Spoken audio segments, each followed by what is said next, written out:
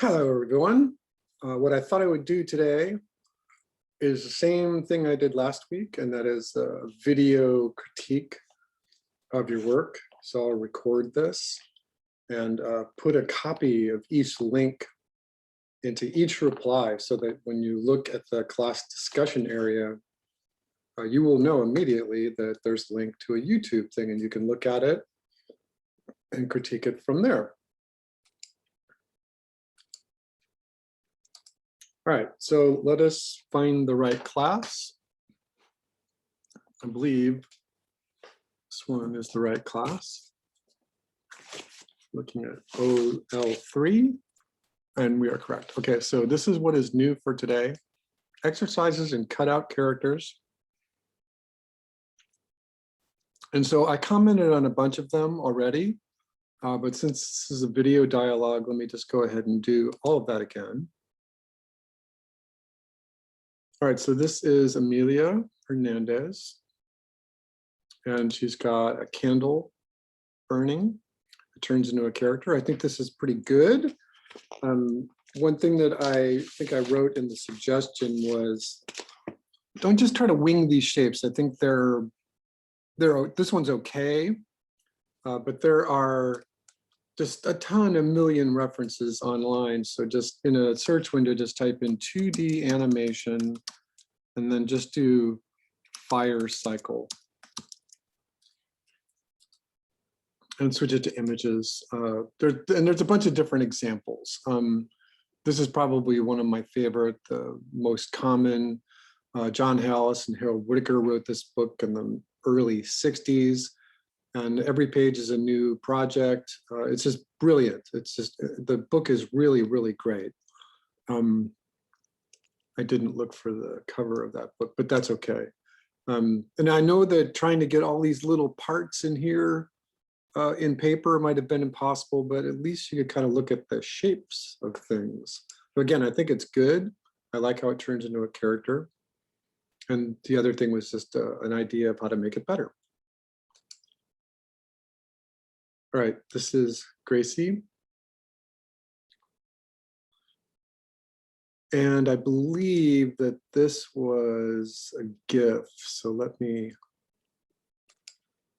download it. All right, so I think my comment here was that GIFs, dot moves, QuickTime movies, whatever, they reveal the sense of timing and spacing for whatever animation you're doing, live action too, pixelation. And when you do that, it becomes cinema. As soon as you start putting things into video format, it starts to take on the rules of cinema. And so if you're using a handheld camera like this, it's going to take on the notion of being uneasy. It's going to take on the notion of something critical is happening. And so if that's not what you want, then I think that you should try to tie your camera down and not move it around so much. On top of that, I think that the animation is interesting. If your airplane is going to rise up into the clouds and appear to be hovering in one space, I think it might have been interesting to have the clouds move. So the plane gets up into position and then get all the clouds to move from left to right. And that will give the illusion of motion. So again, I think this is good. Those are just ideas to improve it.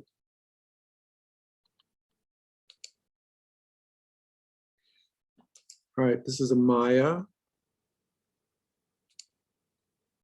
And she's got a little spaceship flying in and then jetting off. So this is great. I think this is pretty much exactly what the school was looking for.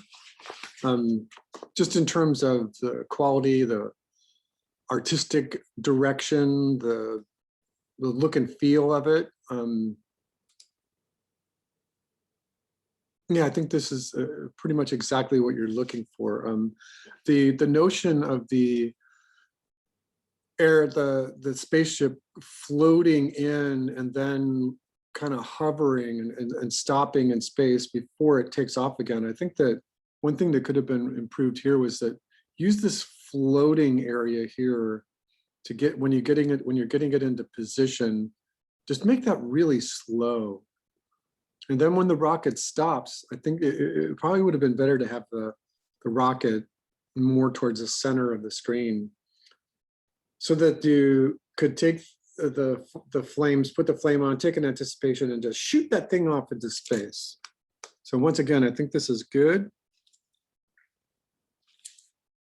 Those are things that could have just helped the improvement a little bit. All right, Alexis.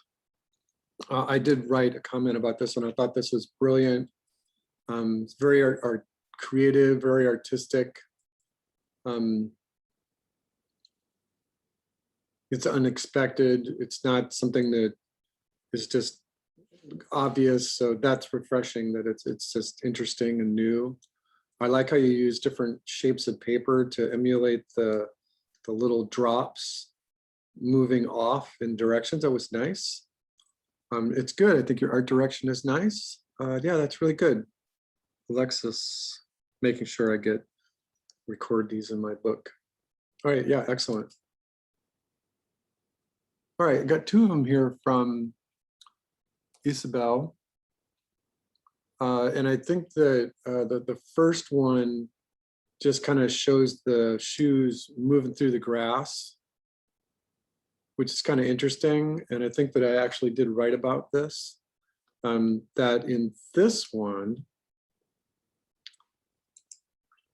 there's the actual walking movement of the shoes. And I think that that's really great. I think that you really kind of captured the whole spirit of how you get things moving around a little bit, how you get these little tendrils of grass interacting with the shoes. This is just really, really nice. And I completely and totally appreciate you doing two of them. Very well done. Artistic, spontaneous, and it looked like you had fun doing it. Excellent, really, really good. Oh yeah, okay. So I thought this was interesting. I might have written in my comment that the video format is vertical, and I think that you should always try to keep things horizontal, even though the character fits better this way. Leave the vertical formats to social media. And you've made a puppet, just like the class suggested with the little grommets. And she's got her little shimmy, she's got her little dancing. This is great. I think that you're keeping track of a couple of different bits of overlapping action. You could probably even do a little bit more.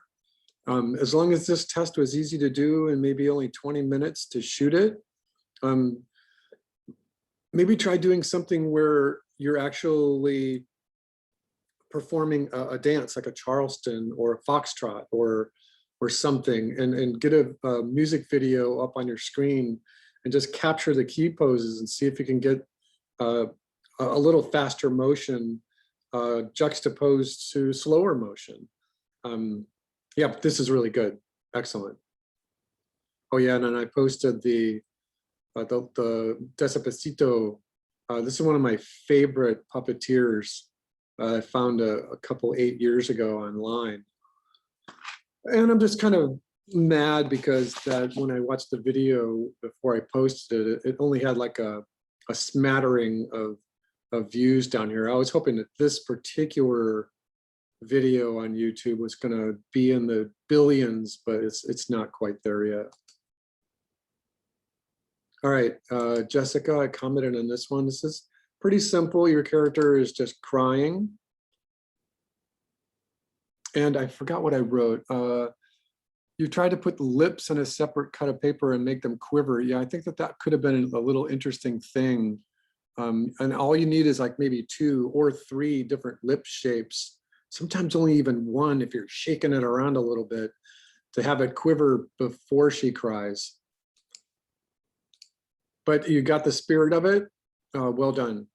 Let me make sure I record that. Okay.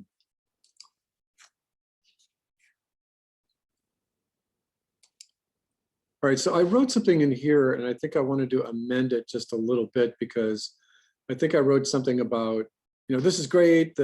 It's fun to have a dragon, articulated mouth, and he eats the star and he chews on it. But I don't think he chews. The only reason why I wrote that is because your video was shaking a little bit. And remember, you try to get as much shake out of your video. Try to keep your camera as steady as possible. And then enjoy the opportunity of exploring what a dragon chewing on a star might look like. This is your idea. Do it again. Have the actual dragon chew on the star and maybe spits out a satellite, or he spits out a whole bunch of smaller stars, something like that. That might be really fun.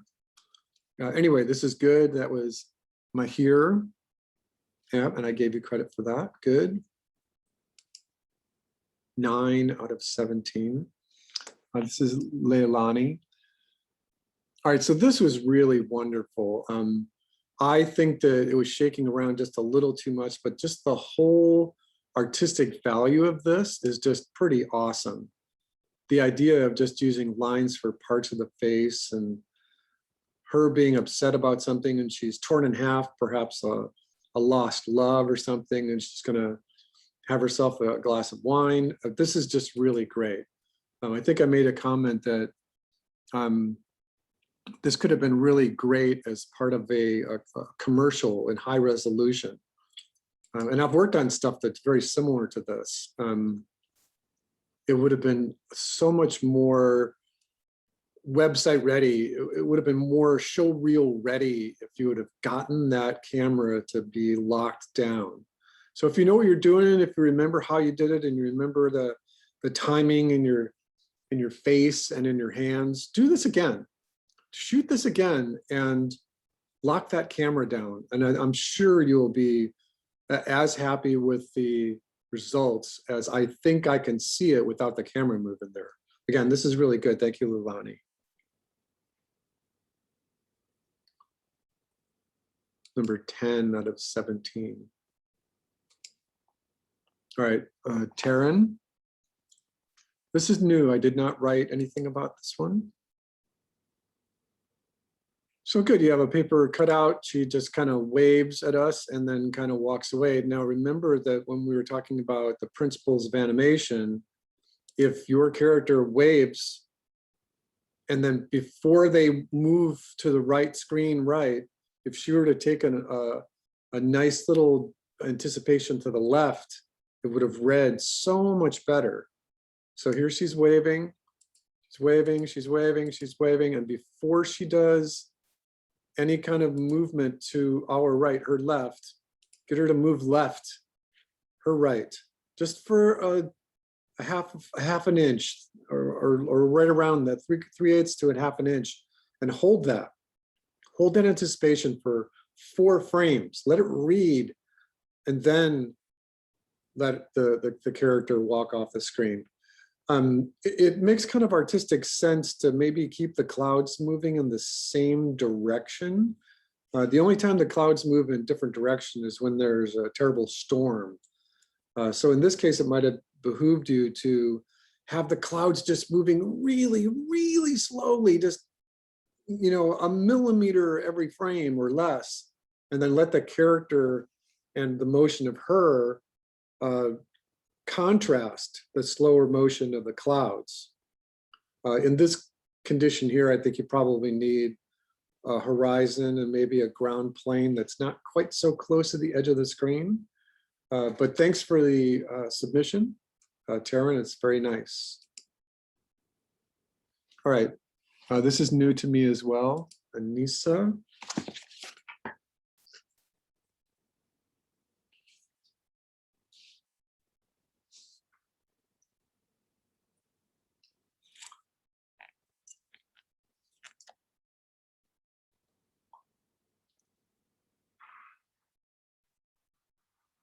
You got a little sound back there.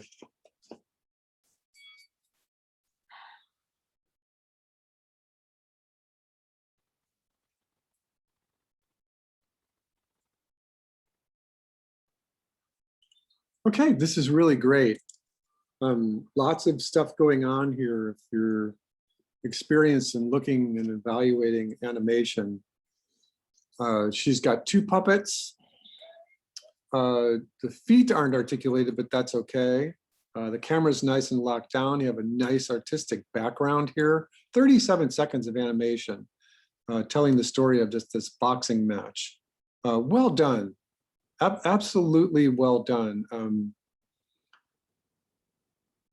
Little jumping up and down.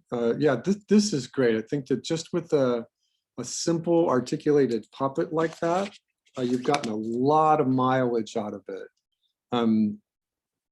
Facial expressions don't change any, but you could have done the little replacement eye like Michael showed you in our demonstration video, where he could have just been tired. The guy in the red could have just been tired, or you could have killed him. It's just a cartoon. You can kill your cartoon characters. All right, thank you, Anissa.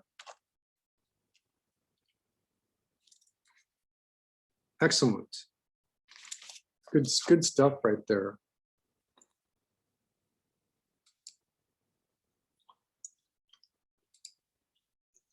Zoe?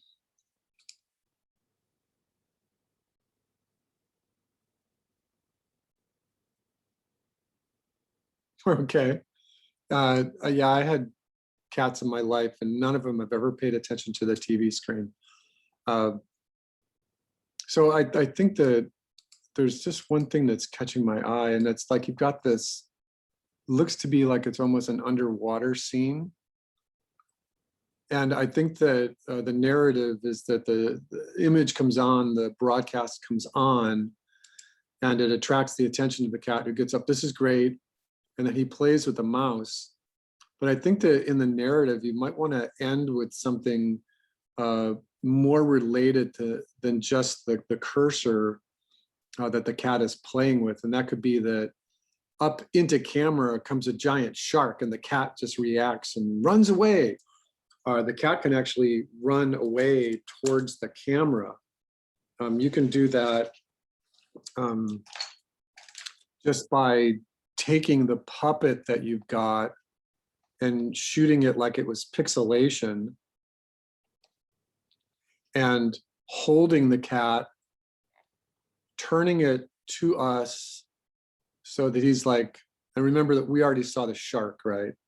The shark comes up into the camera and it just gets really big and there's like these, you know, it's really big. There's these teeth and it just bites the camera. There's the eyes over here. And this is an example why you want a wider screen so you can play with this idea, because then you can actually get the fins in there and even the little snout of the shark. And then, so you have your camera, you have your cat turn and he's like, ah, right? And then you just bring this up into camera. You bring it all the way up into camera, even though it might be out of focus. And then you use a frame of black. That's something that you should just try, is experiment the combination of holding the puppet and using it like pixelation in combination with the stop motion animation. All right, so otherwise it's very good.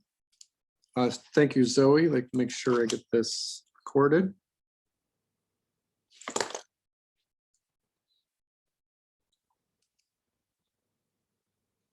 Dallas.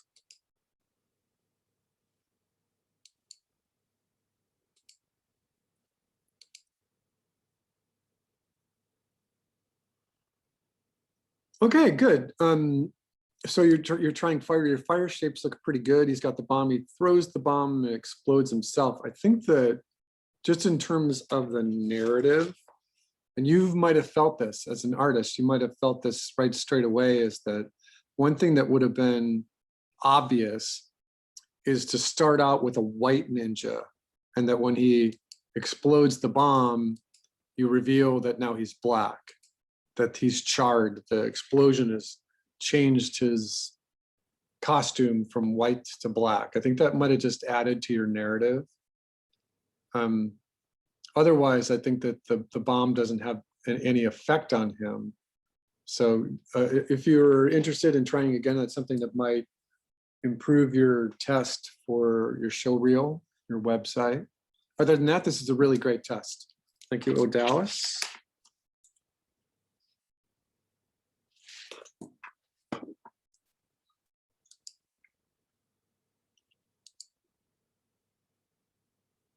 All right, Hayden, I did get your email.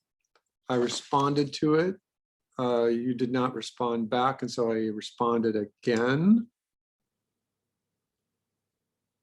And you're still not there, okay.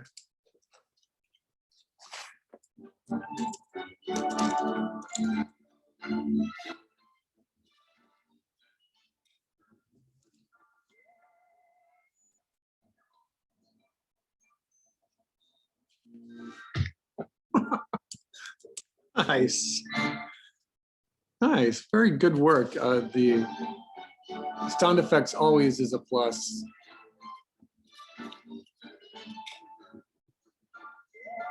You know, you have the pig screaming, "Ah, help me, mama, help me, ah, hey, oh." Yeah, this is great. This is excellent. This is top-notch quality, really fun. Looks to me like you're maybe taking the frames that you got into Photoshop and putting a little gradient on another layer right there. That's very nice. I appreciate that. Excellent, excellent, excellent.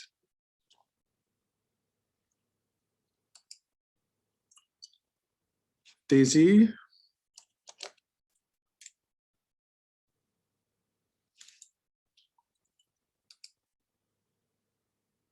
Oh, you posted your video sideways.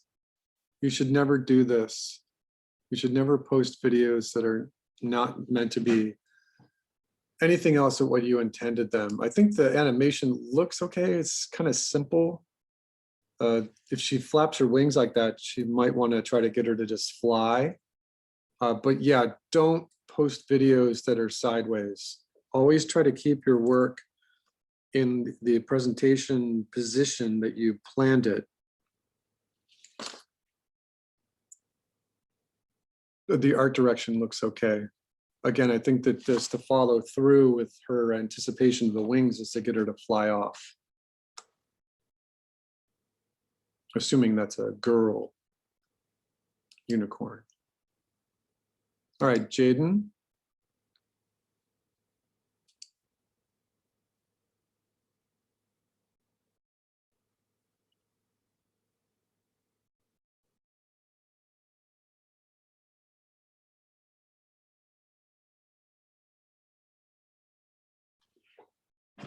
Fern Gully 3, everybody.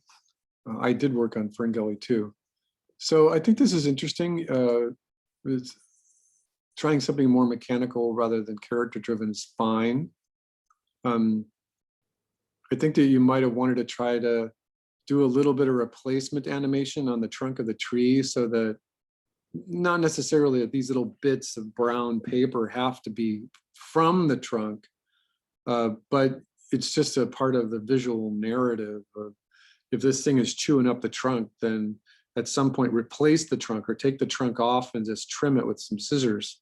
And then how far does this go? I think that we didn't have time to explore it in a class like this, but you know, is this the thing that is deforesting the Amazon, for instance? So I think this is good. I appreciate your effort. Thank you, Jaden.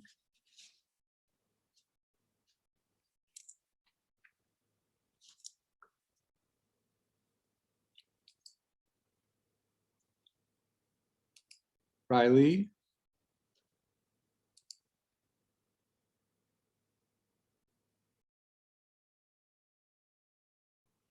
Okay, so this is pretty simple, but it's working. The first thing I noticed is that your camera is shaking around. And again, I think that if you were able to just lock that puppy down, just get that camera to not move around, that you might have found that the animation was going to read a little better. and that you might have gotten a lot of mileage out of the idea, a very simple idea. And I'm just going to draw this for you, and so you can try it again if you want. Is that go ahead and cut this little piece of paper out a little better. You know, pay attention to your own artistic prowess. And if you need to, you can draw like another ridge of foamy bits, you know, underneath like this, and then just put like little circles indicating foam in just a few places, kind of random. And then make this piece of artwork a little longer. Make it something like about this big, maybe even a little longer out to here. Because what happens in an actual wave is that the wave actually moves. So take this piece of paper and start its registration position here. And then over the course of your animated pencil test, move it from this position to this position. So if you've got 5 seconds, this is coming in around 72 frames. So just mark this out, that it's going to move just at a regular even rate for 36 frames on 2s. And so you just move, and it will appear to move. It will appear to move. Get this background shifted over so that it's encompassing your whole shot, and maybe get a little brighter light up here because there's some dark areas here, and get another light over here just so that it's more brightly lit. Cut your duck out better, right? Go back in there and just smooth this puppy out. Smooth him out. And then it's a simple test, and it might just be a real easy reshoot. So yeah, he does his antics, he does his thing here, but then the whole thing is that you're just taking this longer piece of paper and moving it incrementally, and it will look like moving water, I promise you. All right, let me clear that. Otherwise, it was actually a pretty good test. Let me make sure I recorded that properly. Yes, okay. All right, this takes us back to there, and I think I saw one more thing in the discussion area, and that was the cutout versus stop motion animation. So let me do this, because I think that we did this with the difference between cutout or stop motion and 3D, and I think that the author, he may or may not have been trying to get at the idea that in stop motion, you only have one chance as an animator to get that shot in camera correctly. If you can't go back and hold poses for X number of extra frames, because stop motion just doesn't work like that. It has to be done in camera, straight ahead, on 1s or 2s or 3s or 4s. And if you make a mistake, then you have to shoot the whole shot over again. And we were talking about cutout versus stop motion animation. Basically, cutout animation is stop motion animation, so there's a lot of similarities. Whereas the cutout is 2D, and the stop motion can and often is 3D. So I think I commented on a couple of them, and your answers are good, your answers are wise. And I'm just posting videos in here. So for all of you, I would suggest go look at what your classmate wrote, what I responded to, and look at the little videos that I've found and placed in here. Later today, I noticed there were some that are new to me. This one I didn't get to link properly. Some of these are new, and so I will try to go in and put some other fun reference videos. And I'm looks like I did the cutout from James and the Giant Peach. I worked on James and the Giant Peach. I did all the 2D special effects. And so I'll find some other ones. I'll put some new ones, starting from Amelia going until the end. All right, so I'm looking at my calendar, and I noticed that we have at 2 more weeks. 2 more weeks. I scheduled these on Tuesday. And so I did see that Hayden had emailed me, and I emailed him back. Again, I will set up a Zoom for him on Thursday at noon, if that works with his schedule. And when I do that, I will place it in the discussion area so that if anyone else is available Thursday at noon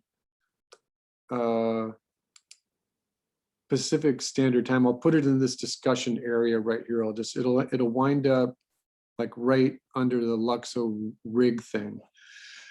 And now I put this Luxo rig zip file in here because in the other section of my class, it wasn't working. It was disabled or something. And so I put it here just to make sure that you've got it for the module when we get to the 3D animation. We're doing clay for next week and then computer in this final week. So that Luxo rig is for this computer animation. And this is really great. Michael Parks wrote and recorded this class. So all of these videos in here walk you through how to animate in Maya really, really well. And so remember that sometimes downloading Maya to your computer is a little harrowing. And so he has given an alternative to using this thing called stick nodes. And this is just working ahead into next week. So if you don't feel comfortable working in Maya, or you can't get Maya to work at all, even though you have the rig, try this stick nodes. And if you can't get this one to work either, send me a note to the instructor's office right here, or you can email me at the Billy B _